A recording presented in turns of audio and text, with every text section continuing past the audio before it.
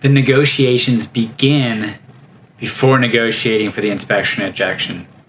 And what I mean by that is make sure you are self-aware to know how to negotiate the price of your home when you're originally negotiating that price. Is your home a beater, or is it a turnkey, move-in ready, perfectly maintained home, and the buyer ain't gonna ask for nothing on the inspection objection? Regardless, the negotiations begin before the negotiations.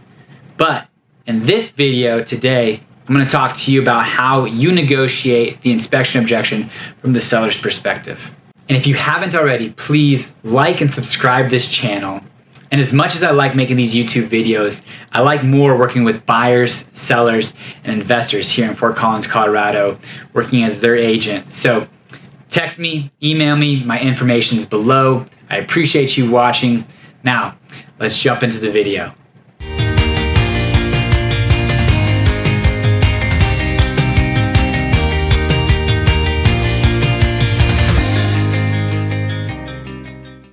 Alrighty, so when you receive the inspection objection, pro tip, do not look at the inspection report. You have zero relationship with the inspector and don't know who they are from Adam putting in these issues that are wrong with your house.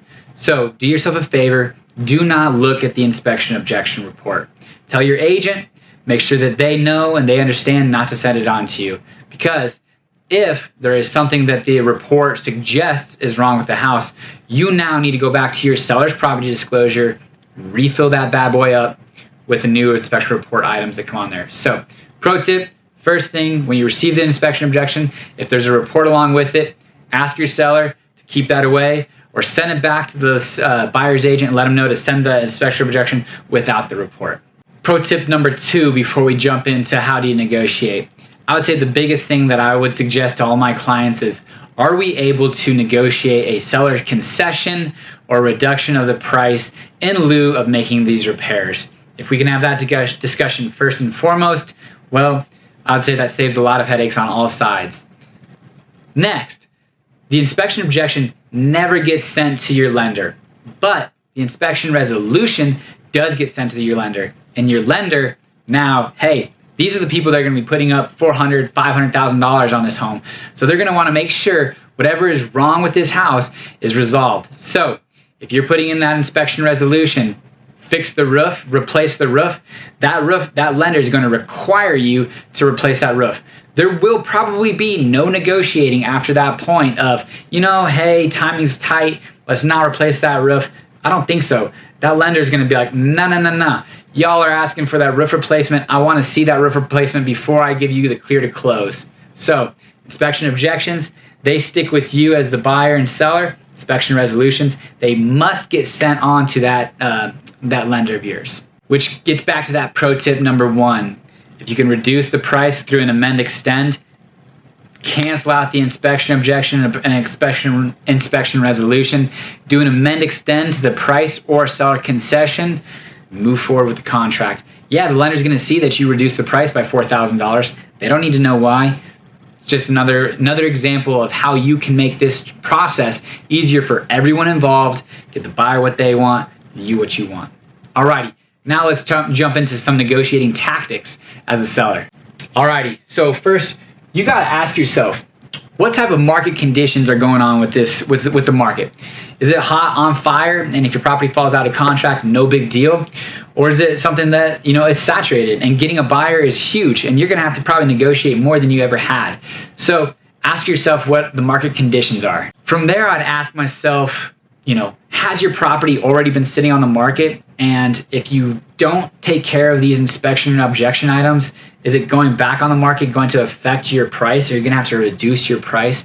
So being self-aware, knowing what the market conditions are when you receive that inspection objection is going to be number 1. All right, number 2 on what you got to ask yourself, are there any no-brainers in this inspection objection? Are items that come up on this inspection objection going to come up on other objections if you fall out of contract? Specifically here in Fort Collins, we've got radon. It's going to be about $1,100 to $1,500 to install a radon system, and generally every buyer is going to have a test for radon, and if it comes back high, you as a seller are going to need to do it, so why not do it with the person that you're already under contract for? Roofs, safety, health items, those things are going to be coming up. So you got to ask yourself, what are the no-brainer items that I'm going to need to either fix right now, compensate for, or if this contract falls through, fix before the next buyer comes through. And finally, number 3, if you're not able to negotiate a reduction of price or give a seller concession, are you able to get bids for the repair work that's going to be done? AKA, you're getting asked for all the GFIs and outlets replaced in the home. Can you talk to 3 electricians? There might be one that's $2,000, $1,500, and $1,000. It's $1,000 saved for you. So if you're able to get bids on the repair items, that's pretty important for you to be able to understand about what the inspection objection is asking. You can save yourself a lot of money. So after you've had those conversations with yourself, you've looked at what are the market conditions, what are the no-brainers, are you able to get bids on your repair items? At that point, from there, make a counter. What I mean by that is, regardless of what they're asking for, a lot of buyers, when they've thrown in an inspection objection, are going to leave some low-hanging fruit. All right, these are our must-haves, these are our wants, and these are the things that we can get rid of. See if you, as a seller, can figure out what those items are, or have a discussion, a dialogue with the buyer's agent and the buyer. Ask the buyer, what are they willing to walk away from? You know, maybe it's just a simple conversation, but make a counter. Just because this is $1,000 on a $300,000 project doesn't mean $1,000 today isn't a lot of money. Don't get wrapped into big numbers on a bigger price. This is $1,000, make a counter. In addition to making a counter though, look at a home warranty. A lot of these items that the buyer might be asking for could be resolved with a simple $400 to $500 home warranty, which covers a lot of the things underneath the house that wouldn't necessarily be repaired or fixed, aka an old water heater, furnace, HVAC system, electrical, appliances. If the buyer is concerned about these offered items, see if he or she would be willing to accept a home warranty. Alrighty, now you know what the market conditions are. You've made a counter, or you're considering making a counter. Now, when do you make that counter? What's the timing of that counter offer look like? I think there's really 2 options. You can do it quick, or you can delay it. And I think either one has its purpose for different contracts. Doing it quick, is this a laundry list of items that your home's already sat kind of on the market for a little bit of time, aka in Fort Collins, anything that's under contract after 20 to 30 days, that thing's been sitting, which is crazy. It's ancient. So do a quick response. If no right away, hey, is this contract gonna keep going through, or are we gonna have to cancel this thing? As soon as you get that inspection objection, know what you wanna do, submit it back to them. The next one is delay. Now, same thing, if you get a laundry list of items, I'm talking 15 to 20, I've received them before. Maybe wait a little bit, get your bids that we spoke about a little bit earlier.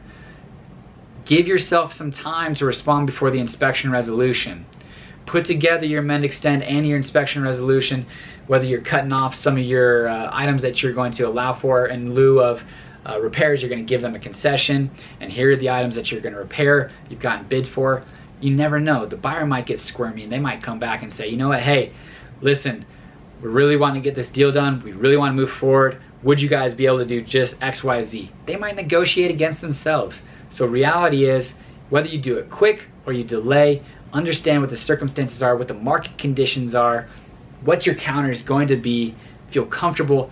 Do not miss that inspection resolution date, because here in Fort Collins, Colorado, the contract states if the resolution date is missed, the contract is void, meaning no more contract. Regardless if you come to an agreement on all the items, you're either going to have to revive that contract or submit a new contract. So understand, figure out how or when you're going to respond to that inspection objection. Ultimately, when you're negotiating a contract for the inspection objection and resolution, weigh the options. Where are you at currently priced on the market? Were you getting tons of buyers, and if you fall out of contract, you're going to have tons of other buyers come in swooping up that contract, so you're going to hardball that negotiation on the objection? Or were you scraping the bottom of the barrel for those buyers, and if you fall out of contract with this buyer, who knows how far you're gonna have to reduce that price to get your next buyer. Figure out what your net proceeds are. Have your discussion with your agent. Say, hey, if we followed a contract and we have to do a reduction of price, is it really worth walking away from a $5,000 worth of objection items versus a $10,000 reduction of price? Weigh your options. Market timing, days on market. If you come back onto the market, are you going to be kind of blackballed because you're an unwilling seller that doesn't negotiate? Or, hey, you know what? Let's take the $5,000 hit and walk away. Be happy. We've lived in the home for 15 years. We're walking away with $250,000. $5,000 is worth it to continue this contract. Weigh your options. That's the number one thing you gotta do. Weigh your options when you're negotiating. Alrighty guys, thank you so much for watching this video on negotiating an inspection objection from the seller's perspective. Again, please like, subscribe, comment below. Let me know what your thoughts are, what negotiation tactics that you may have used in the past. But if you know me, you know I like making these videos. I also like helping people buy and sell real estate here in Fort Collins, Colorado. Whether you're a buyer, a seller, or an investor, I work with them all. Fort Collins is my hometown. I'd love to help you. So text me or email me. My contact information is below. This is Patrick Soukup, Soukup Real Estate Services. Thank you so much. Signing out. Have a good day.